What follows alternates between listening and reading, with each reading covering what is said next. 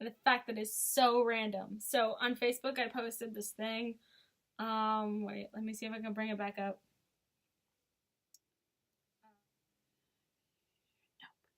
Shit. Okay. Um, the first movie was Barbie and the Nutcracker. I didn't watch that one because I've actually already seen it and it's not Christmas time, so I didn't think about watching it. As I look for the picture, I have more notifications than okay. Here we go. So it was I don't know why it was a friggin' video. It says these films are my childhood and it has pictures of all like the Barbie films. And I decided to watch the Barbie films. So the first one was Rapunzel and the Nutcracker. That was supposed to be like the first like Barbie film that was like direct to DVD and had like the dolls and everything. I have already seen it. I didn't watch it because it's not Christmas time and everything, so I didn't feel the need to watch that one. I'm doing this out of complete randomness. So I did watch, and it was from 2002, Barbie as Rapunzel. This movie, oh my god. I'm gonna list all the good stuff first. It was enjoyable. Okay, the plot was decent. Okay, for a direct to DVD, direct to VHS, because it was 2002 movie, it wasn't too bad. It was your basic Barbie movie. You know, you had like the basic like the villain, the basic hero, and all this other stuff. So it was basic and it was average, but it was still entertaining. It will entertain your 5-year-old and it will entertain your 25-year-old because I watched it and I'm like way past the age limit on this. Let's see. Like the only two of the characters I hated, and I think that the film would have been fine without, was the rabbit and the weasel. I know their names, but I don't give a crap. Everybody else, to me, felt like it was needed. Even if it wasn't needed, like I didn't think that Penelope was needed. I didn't think her dad was really all that needed, but I didn't have a problem with their story arc. I didn't have a problem with them at all. So I'm like, okay, whatever. If I don't have a problem with a character, whether they're needed or not, then I don't care.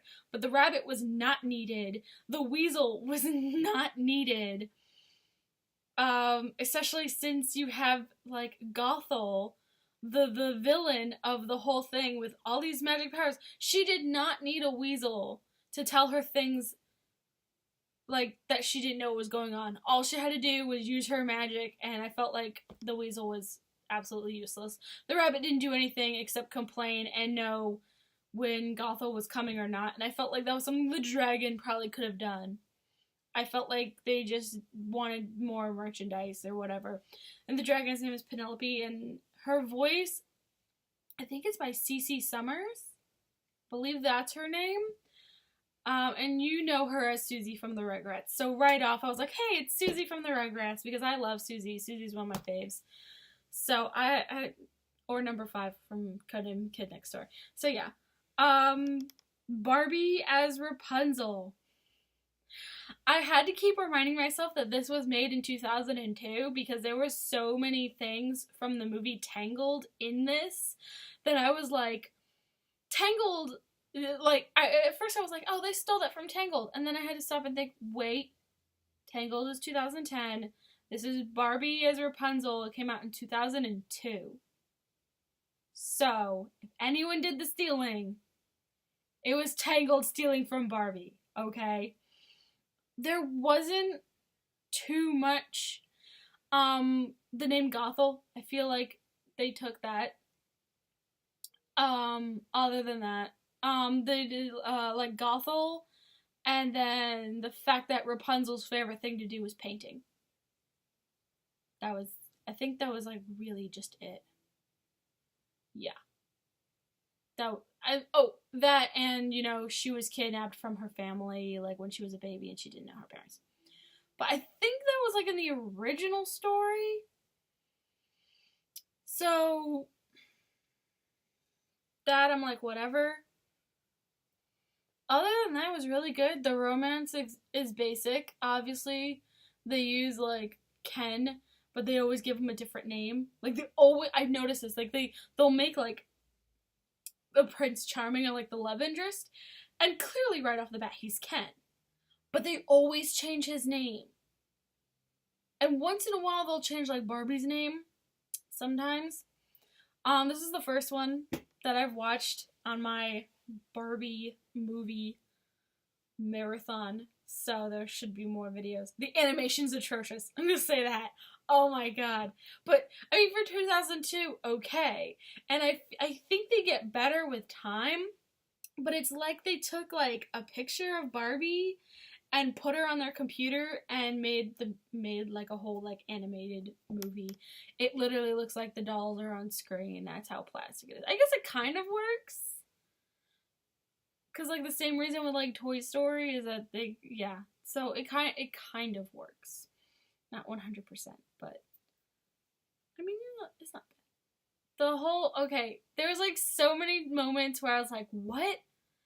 Answer me these questions, movie.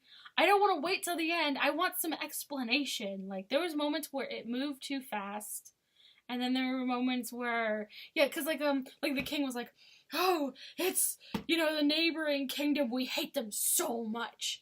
And I'm like, we could have used an explanation to why, instead of had the king from the neighboring kingdom come in and accuse him to his face. Like, I hated how he was telling Stefan, we all know it was Ken, Stefan, that is the prince's name. Thank God they didn't use, like, Eugene Fitzherbert or anything. Because then I would have been like, oh, hells no. But, yeah, I'm like, you could have just said, oh, he's accusing me of stealing his daughter, and I never stole his daughter, and he's just being a real whiny jerk about it. I mean, you feel it. I hated how he was like, oh, I'll tell you when you're older. By the way, we're celebrating your 18th birthday. He's older, and he still doesn't understand because you don't tell him crap. And that was like, this is like all of it. It was enjoyable and everything. I'm not 100% complaining. There are just some things that I found ridiculous. Maybe because I was an adult. If I watched this as like a child, like the rating intended, then maybe I'd just be like, okay. But no, I'm an adult and I have thinking thoughts, so I'm gonna question some of your plot holes. I mean, it all came together in the end, so it didn't like 100% have plot holes, but if I watched it like again, I'll probably pick out some plot holes.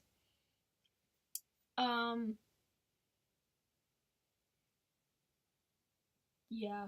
I think the one thing that I was wondering is like, okay, so there's part where she's like, oh, I think it's time for a haircut.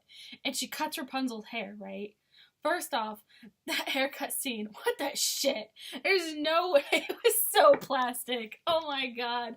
They cut her hair, and you know how hair is when you cut it? I mean, at least in like Entangled, it actually, okay. But no, not in this one.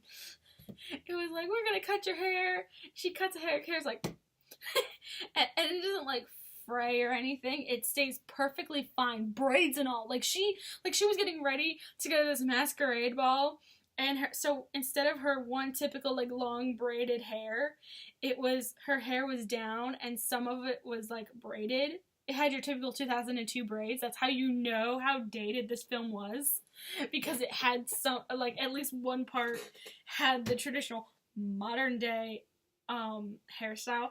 What was funny is every once in a while they drop terms that would be very medieval, but other than that, they use modern slang, and you know it. It's Barbie. It's Barbie. But she's like, oh, it's time for a trim. She cuts Barbie's hair, or Rapunzel's hair, and Rapunzel is like, oh, you cut my hair! It's like, what is the significance of her hair? She wasn't locked in the tower in the beginning. So it was, like, I cannot, like, okay, so, like, what was the significance of her hair growing long? She could have cut it herself. the whole time. She didn't need that long of hair. I know it's tradition for Rapunzel to have her long hair, but as far as I know in the fairy tales, she has it because she was trapped in a tower for years and years and years. And her hair grew long and she never cut it. I mean, let's see. Oh, right. Because usually the story goes is that she used her hair to lift people up into her tower. I mean, in this one, they had a dragon that did that, so she didn't really need the long hair. They had one scene, and it was a dream sequence where she uses her hair, and Prince Stefan like climbs her hair. But other than that, her getting her hair cut shouldn't have been a big deal. I mean, the reason she got her hair cut was... It was creepy. That scene was really creepy. She wore it as a fucking wig. Mother Gothel, I'm gonna refer to her as Mother Gothel because of Tangled, but her name in the Barbie version is just Gothel. She uses it as a friggin' wig. She puts on this mask, and there's no way Prince Stefan was that stupid.